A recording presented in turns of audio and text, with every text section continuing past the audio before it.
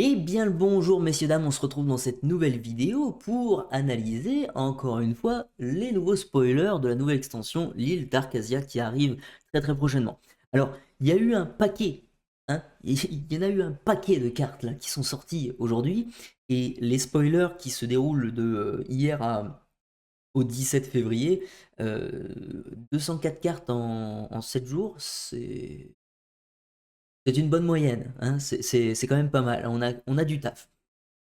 On va essayer maintenant de faire un autre, pas format de vidéo, mais en tout cas une autre méthode pour analyser les spoilers. Et je vais vous proposer à chaque fois, pour ceux qui veulent un contenu fast, eh bien la première slide qui va vous présenter vraiment, moi, les cartes vraiment qui m'intéressent le plus dans l'extension. Sur cette slide, eh bien, je vais les classer pour moi de la plus forte justement à la moins intéressante, mais qui est malgré tout assez intéressante et à surveiller. Donc je vais pas mettre toutes les cartes dans cette slide là, mais en tout cas ça permet d'avoir une idée assez rapide de voilà, quelles sont pour moi les cartes à surveiller et puis les cartes les plus intéressantes dans ce set. Et ensuite je ferai du coup carte par carte une petite analyse. Donc on va commencer avec cette première slide et pour moi, voilà, ça ressemble à ça. Le top 1, c'est le Tamatoa qu'on va voir juste après. Le top 2, pour moi, c'est le Geyser, hein, ça a mis une claque à tout le monde, cette carte-là. Et le top 3, eh bien, c'est Scrooge. Et ensuite, vous avez mon tiers A, mon tiers B, mon tiers C. Voilà les cartes qui me semblent être les plus intéressantes et les plus fortes dans cette extension. Donc ce classement va bien entendu évoluer. On verra avec le temps si je retire des cartes, si je les baisse, si je les monte, voilà, on verra. Donc on va commencer avec cette première carte, Perdita. Perdita, whenever this character quest, you may pay 2 less for the next puppy character you play. Ouais, alors les chiots, voilà. Pas très intéressant. Maintenant, c'est une carte qui pourrait peut-être aider les futurs decks chiots, on sait pas. Et en plus, tes chiots gagnent Ward, donc hors d'atteinte. Oui, pourquoi pas, mais c'est pas, voilà, c'est pas fou. On a le roi Stéphane qui est quand même un bon ton, mais voilà, sans plus. Quand même, il a un bon body, quoi, on va dire. 4-7, c'est bien. Peg, qui dit, vous l'épuisez si vous avez au moins 3 autres personnages en jeu, vous piochez une carte. C'est cool, mais c'est pas... voilà, ça va être compliqué, quoi. Ça va être compliqué de garder 3 autres personnages, donc il t'en faut 4 avec celle-là. Alors qu'Anna, il y a quand même vachement beaucoup de guéguerre dès qu'on part à l'aventure, tu l'exposes ton personnage et donc du coup c'est difficile de les garder sur le board. Ah, je suis pas trop fan. Il y a des meilleurs piocheurs quoi. Aurore, alors Aurore, la première légendaire qu'on analyse, je l'aime pas beaucoup. Pour moi, elle remplace absolument pas une Ariel. Donc elle chante des chansons à 5, ok. Une 1-4, on a un peu moins 1 de force et plus 1 de volonté par rapport à l'Ariel. Et quand vous retirez un dommage sur un personnage, vous redressez ce personnage. Et elle peut pas partir à l'aventure ni challenger pour le reste de ce tour. Challenge, tu m'étonnes que tu vas jamais challenge avec cette carte là, presque jamais en tout cas. En tout cas, Quest, ça aurait été intéressant, mais enfin, oui, ça nous permet de chanter peut-être entre guillemets en illimité jusqu'à ce que vous avez plus de cartes en main.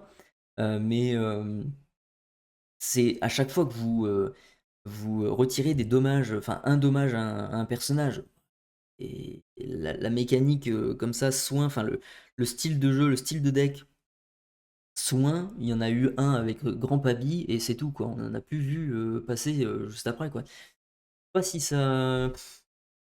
Pour moi, c'est l'une des entre guillemets mauvaises légendaires pour le moment. Comme il y a dans tous les sets, quoi. Il y a toujours des légendaires qui servent un peu à rien sur le moment T. Peut-être que dans un futur lointain ou proche, ça sera joué, mais pour l'instant, j'en vois pas l'intérêt de cette carte.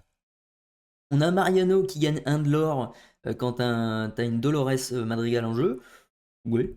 Les petits cookies des chiens, alors ça c'est c'est rigolo, mais c'est vrai que Encore une fois, le deck Chio, hein, tes Chio, ils gagnent 1 de volonté.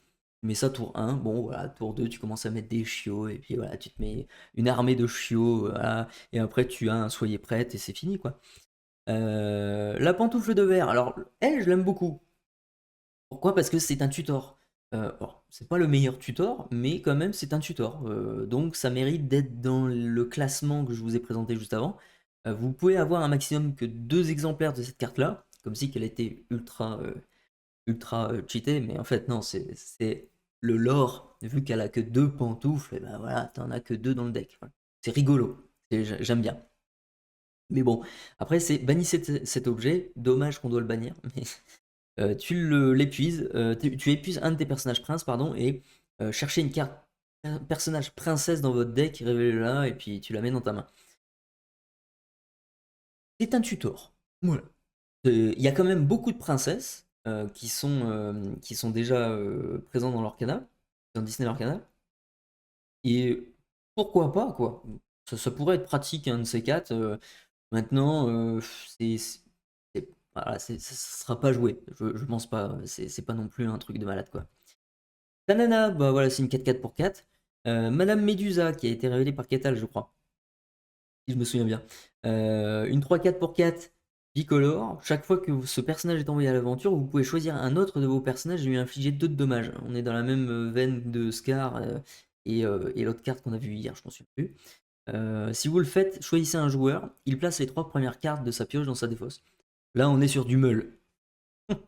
Donc peut-être que du coup, la couleur du futur deck meul, ça sera du violet. Voilà, ça sera du violet et rouge, peut-être, la combinaison de couleurs qui se présente ici. Euh, Dans le cas présent, je trouve pas du tout cette carte intéressante. Ce, Ce personnage doit partir à l'aventure, donc déjà, bon, tu vas gagner un de l'or, ok, mais une 3-4, bon, ça pourrait plutôt te servir plutôt à défier des persos adverses ou des trucs comme ça. Avec le body qu'elle a, elle aurait l'aurait à 2, ça aurait voilà, donné une excuse, quoi. Ça aurait été bien. Mais là, c'est alors que à 1, ok, tu mets 2 de dommages sur un de tes persos. Après, c'est vrai que j'y pense là actuellement, mais le violet a beaucoup de cartes, de plus en plus de cartes qui jouent sur déplacer les jetons de dommage. On a aussi le panique dont je pense là actuellement et on va voir peut-être après. Je sais plus si je l'ai ajouté sur cette slide, mais c'est vrai qu'on a beaucoup de gestion des jetons de dommage. Donc, mine de rien, ça pourrait être peut-être intéressant pour Vras des boards comme ça en jouant beaucoup sur cette mécanique-là de, de gestion de dommages, pourquoi pas? Et en plus, ça permettrait de meuler l'adversaire. C'est pas. Non, non, c'est pas inintéressant, c'est pas fou, mais c'est pas inintéressant non plus. Et je demande à voir quand même à quoi ça pourrait ressembler euh, plus tard, quoi. Panique, bah justement, voilà, je vous en parlais juste avant. Panique, bah justement, lorsque vous jouez ce personnage, vous pouvez choisir un personnage et déplacer jusqu'à 2 jetons de ses. Lorsque vous jouez ce personnage, vous pouvez choisir, il est tard, hein, vous pouvez choisir un personnage et déplacer jusqu'à 2 de ses dommages, ok, sur un personnage adverse de votre choix. Voilà, on a l'exemple parfait bah, tu mets des dommages avec Medusa et puis tu joues celle-là après, puis tu mets ces dommages sur un autre truc, donc du coup tu joues avec les dommages. On a aussi euh, Mamaodi qui joue avec ça, la Maléfique et compagnie, donc en plus alors à 2, ça c'est quand même pas mal.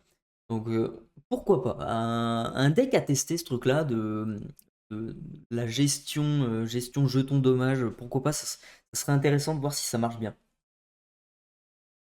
Qui Carte qui a été révélée par Adibou, je crois aussi, donc on lui fait coucou. Magical Maneuvers, tour 2, Return Chosen Character of yours to your hand. Ok,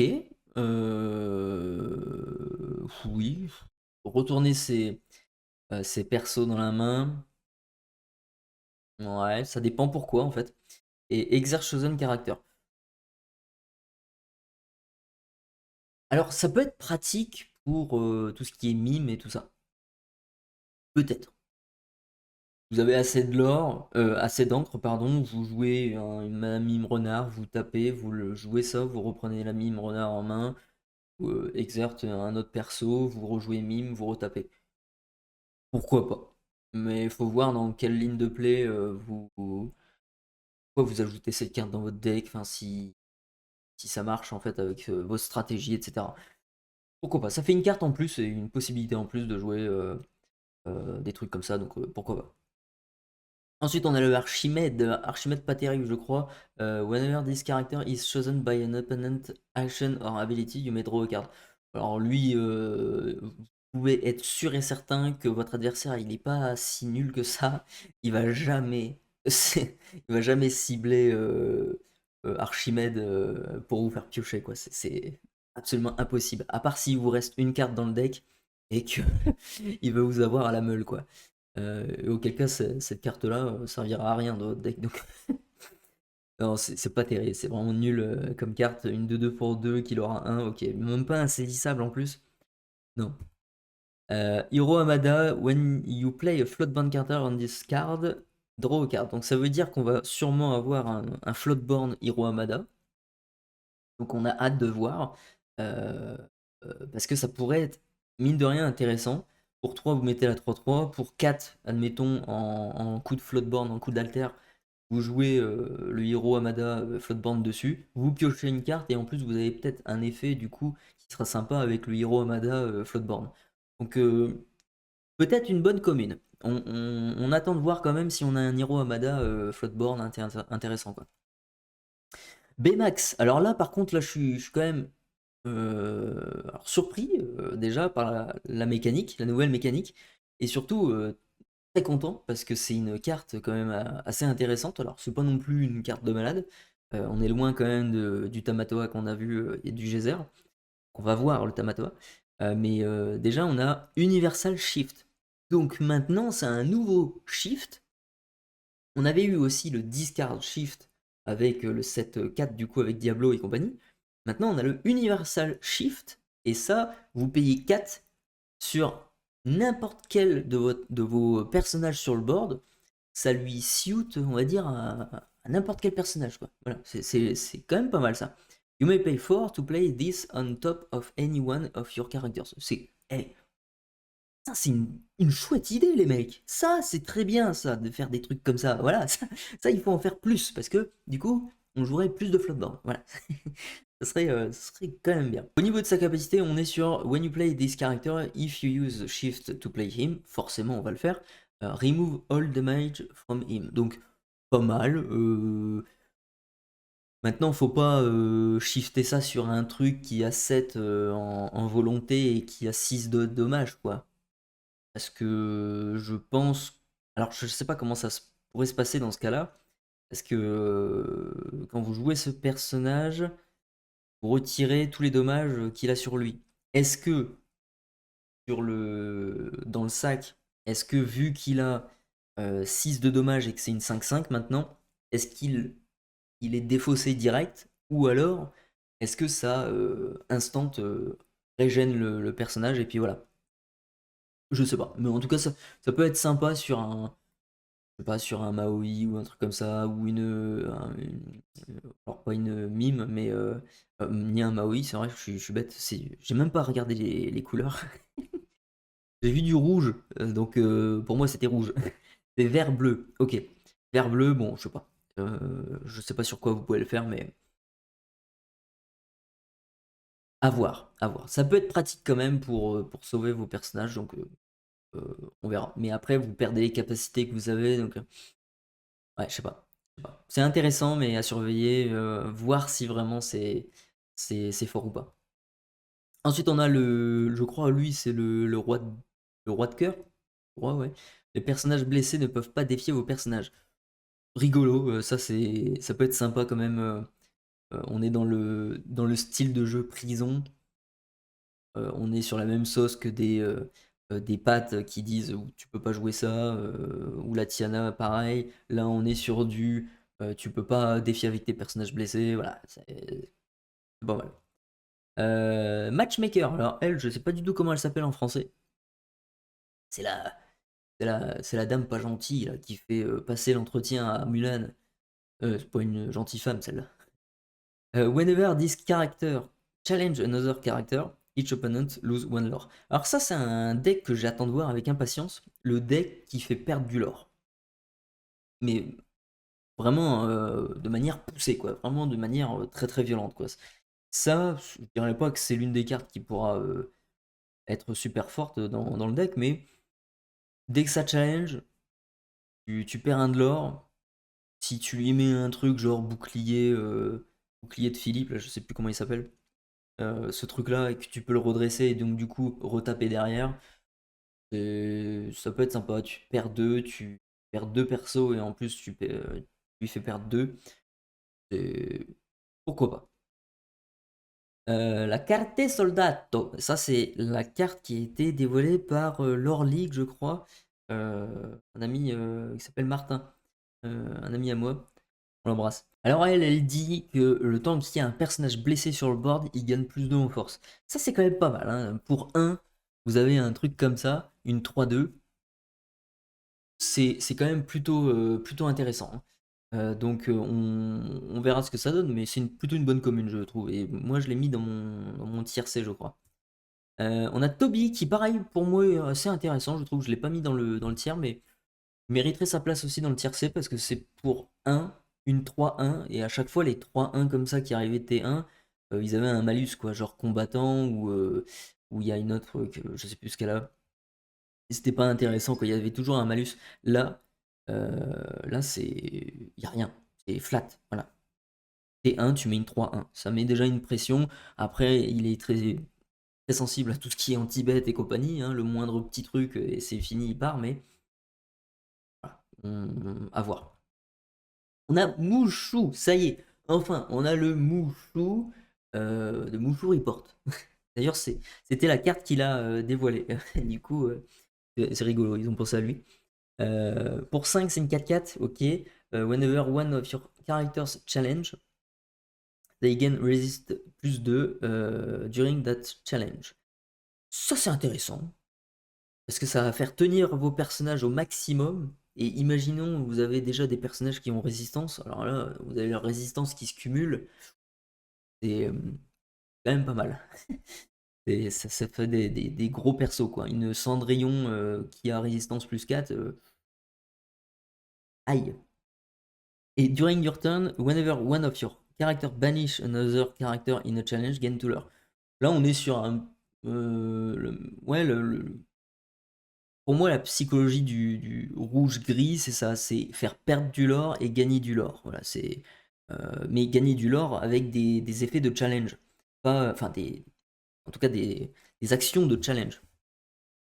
Ça marche comme ça, j'ai l'impression. Et si votre adversaire il a plus de lore que vous, ben voilà, ça va le faire tomber. On a le cas avec Tremen, on a le cas aussi avec Donald aussi.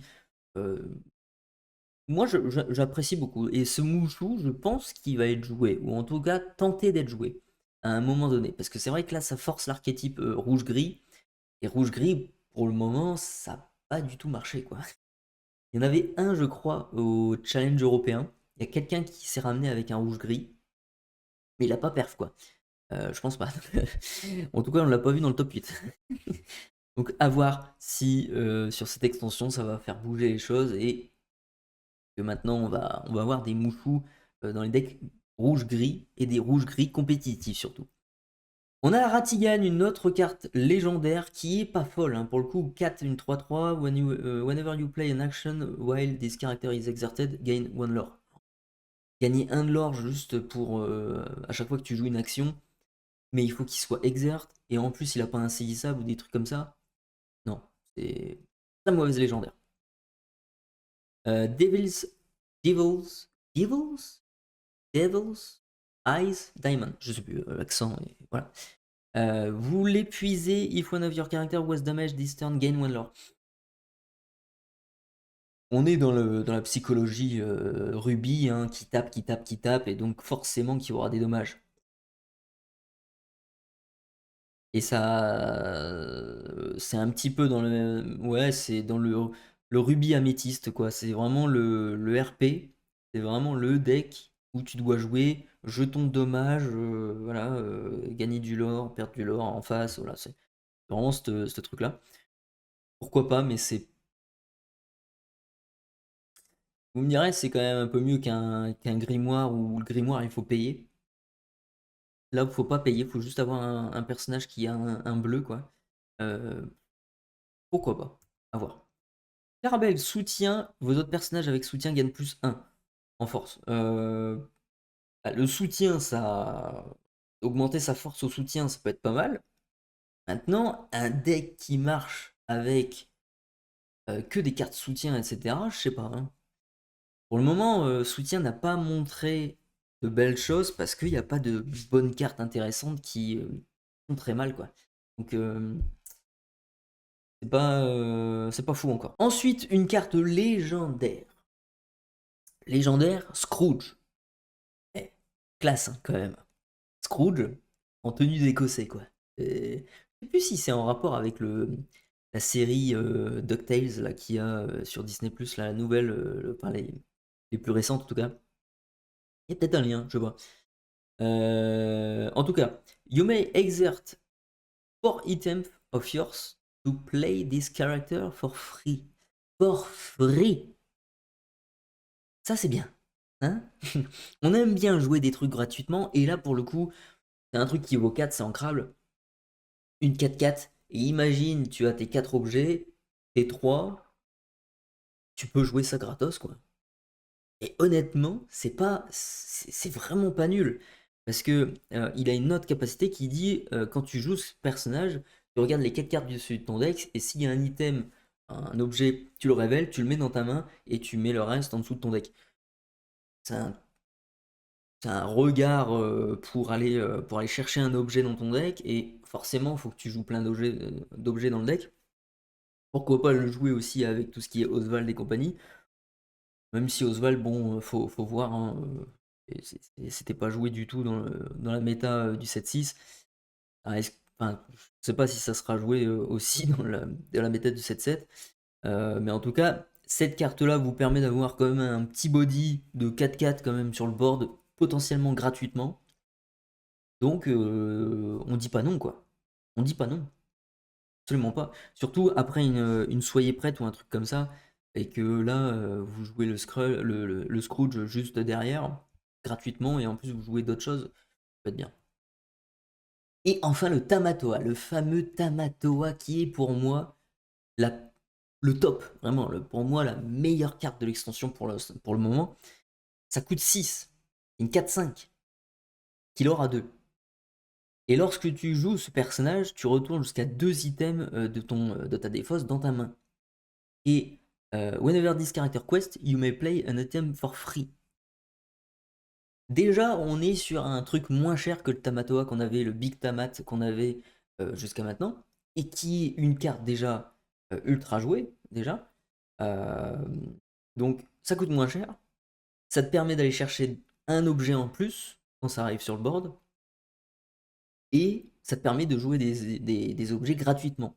Alors certes, on n'est pas sur un Tamatoa qui te fait gagner 7 de l'or en un tour avec le sous-fétiche, mais le Tamatoa, il fallait payer 8 déjà, et le sous-fétiche, il fallait payer 7. Ça fait quand même un paquet d'encre, et souvent tu peux peut-être pas jouer les deux dans le même tour. Celle-là, elle te coûte moins cher, mais surtout, elle peut, au tour prochain, te faire jouer le sous-fétiche gratos. Gratos, les mecs. Parce que tour 6, tu mets ça, tour 7, tu pars à l'aventure avec ça plutôt, tu gagnes 2, tu joues le sous-fétiche gratuitement, et ensuite tu peux jouer encore plein de choses, pardon. Maintenant, on n'est pas sur un body ultra vénère comme le Tamatoa qui coûte 8, hein, ça c'est sûr, on est moindre, mais je trouve qu'elle offre plus de possibilités de jeu, et pourquoi pas, quoi. Enfin, sur un deck pas full objet, mais où il y a beaucoup d'objets, je pense que ça pourrait être une carte hyper intéressante, quoi. Donc pour moi, l'une des meilleures cartes de l'extension avec le geyser et le Scrooge. Pour toi, un puppy, voilà, encore un chiot. Whenever one of your puppy characters is banished, tu peux le mettre dans ton encrier. faut jouer avec les chiots, quoi. Donc du coup, effectivement, Perdita nous a montré que c'était Ambre Saphir, le deck chiot. Et honnêtement, oui, on a quand même un paquet de cartes chiots en Ambre euh, à essayer, hein. Si vous voulez essayer le nouveau deck chiot de ce nouveau set, eh ben, foncez. On verra ce que ça donne. On a Robin des Bois qui coûte 3 pour 3. Qui coûte 3 pour 3, j'ai dit. Ouah, qui coûte 3, c'est une 3-3. Il y a support. Voilà. À voir. Akela. Alors ça, j'ai envoyé un message à Dodan en lui disant ouais, regarde, c'est Balto. Il sait, il sait de quoi je parle. S'il regarde cette vidéo, bref.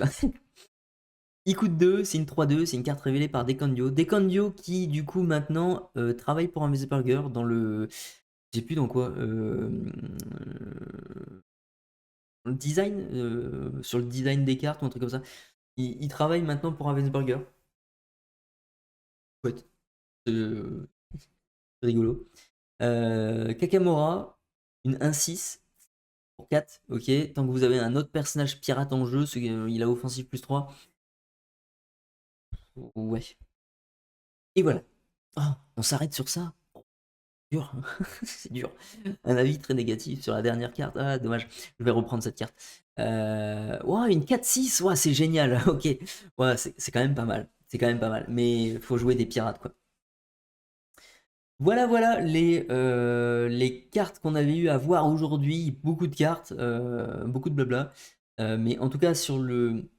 Voilà, à quoi ça ressemble du coup maintenant le trekking au niveau des cartes pour le moment. Et c'est honnêtement, je trouve, hein, c'est le boxon. C'est un bazar. C'est pas rangé, on dirait. C'est vraiment dans le désordre. C'est pas intéressant. Faut vraiment que Ravensburger mette du coup toutes les bicolores là, toutes les cartes bicolores, faut les mettre après les 6 couleurs monochromes quoi. Ah c'est important quoi, c'est parce que là c'est pas beau. Alors est-ce que c'est par rapport au fait que c'est une extension un peu spéciale? C'est peut-être parce que il n'y a pas de couleur voilà compact, on va dire, il n'y a pas de coin Amber, il n'y a pas de coin après Améthyste, après Émeraude et tout ça. Il n'y a pas ce truc-là. Là, c'est vraiment. On a de la bicolorité de partout. Et donc, du coup, on mélange un petit peu tout. Après, c'est parce que, en fait, je crois que on a à chaque fois la première couleur dans les bicolores, là. Par exemple, ici, la Perdita, on a ambre en premier et ensuite saphir. Ici, on a ambre en premier et ensuite on a steel. En fait, il faut juste avoir ambre en premier pour qu'il soit dans la partie ambre. Mais c'est pas beau. Enfin, c'est mal rangé, quoi, on va dire. C'est pas bien. En tout cas, voilà les cartes qu'on a pour le moment. On a eu une légendaire du coup en ambre. On a ici combien de légendaires? Zéro. On n'a pas encore vu hein, des améthystes. Et peut-être que d'ailleurs ils seront. Ouais, je sais pas s'ils sont toutes. Ici, on n'en a pas de légendaire. Vous voyez, en plus, là, il y a de l'améthyste ici, là, ça fait bizarre. Ça fait vraiment bizarre en fait comment c'est. Là, je les ai divisés en 6, hein, la quantité de cartes, les 204 cartes. Et c'est. Vous voyez, on est sur la troisième page, on a de l'améthyste. Des cartes full améthyste, quoi. Ouais, c'est décalé au possible, c'est pas très.